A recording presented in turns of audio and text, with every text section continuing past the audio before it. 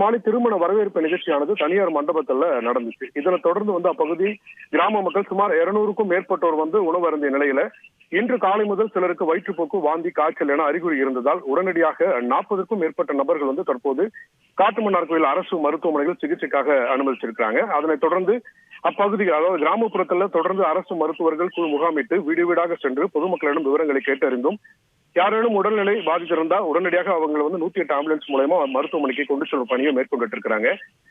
தொடர்ந்து சிதம்பரம் சார் ஆட்சியர் நேரடியாக கிராம மக்களை சந்தித்து ஆய்வு செய்து வருகிறார்.